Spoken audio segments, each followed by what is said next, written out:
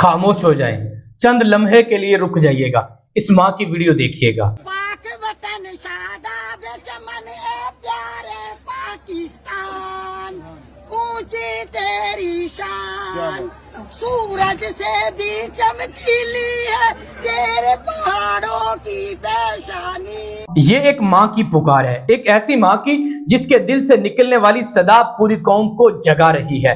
ذرا سوچئے گا، ایک دن میں اس ماں کا شوہر بھی دنیا سے رخصت ہو جاتا ہے اور اسی دن اس کے دونوں بیٹوں کو بلوچستان میں شہید کر دیا جاتا ہے، لیکن وہ ماں نہ ٹوٹتی ہے نہ بکھرتی ہے، بلکہ سر اٹھا کر کہتی ہے، میر ابن قاسم نے تیرا پرچم لہرایا۔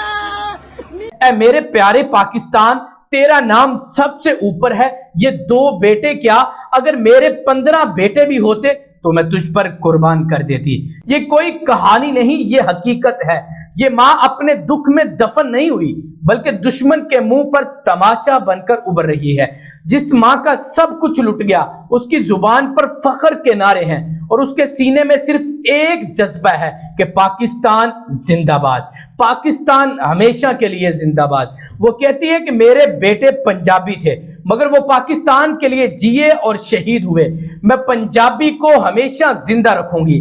ایسی مائیں ہمیں سبق دیتی ہیں کہ دشمن چاہے ہمیں قومیتوں، زبانوں، صوبوں میں تقسیم کرے، لیکن جب تک ایسی مائیں زندہ ہے ہمیں کوئی شکست نہیں دے سکتا۔ ہم صرف ایک ہیں، ہم سب پاکستانی ہیں۔ یہ لہو رائے گا نہیں جائے گا، یہ قربانی پاکستان کی بنیادوں میں روشنی بنے گی۔ ہم قرضدار ہیں ان عظیم ماؤں کے جنہوں نے اپنے لال وطن پر قربان کر دیے۔ اللہ پاک ان 10 بے گناہوں کو جنت الفردوس میں اعلیٰ مقام عطا فرمائے۔ پاکستان ہمیشہ زندہ باد ہے اور ہمیشہ زندہ باد رہے گا۔